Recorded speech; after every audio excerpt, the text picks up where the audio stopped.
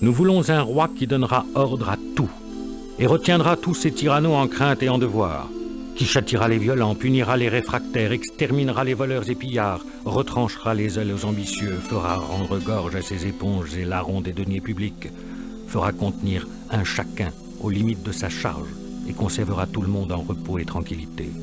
Enfin, nous voulons un roi pour avoir la paix.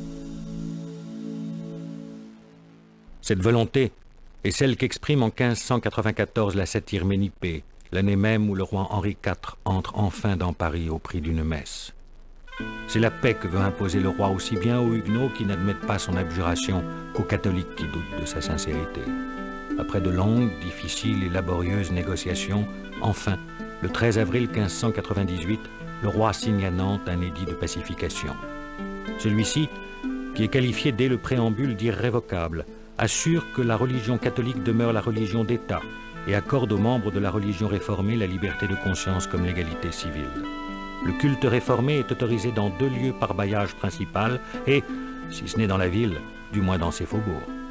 Les écoles, les universités et les hôpitaux sont ouverts aux réformés, comme toutes les charges et dignités leur sont désormais accessibles. Une chambre de l'édit, composée de 10 conseillers catholiques et de 6 réformés, est créée au Parlement de Paris pour juger des affaires qui concernent les protestants. Les ministres de ce culte sont rémunérés par l'État, qui finance de même les écoles.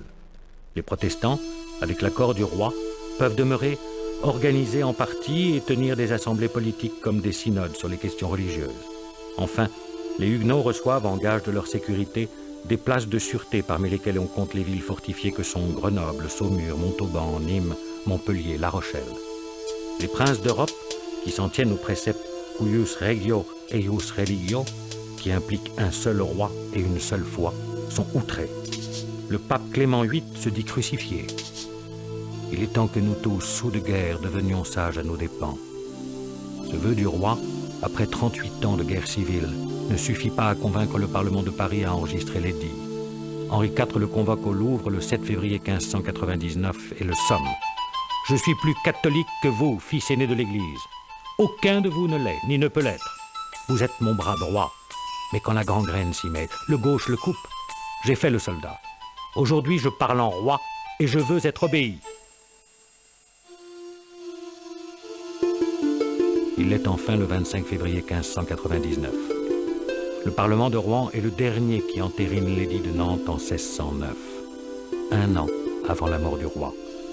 Je mourrai un de ces jours, et quand vous m'aurez perdu, vous connaîtrez ce que je valais et la différence de moi aux autres hommes.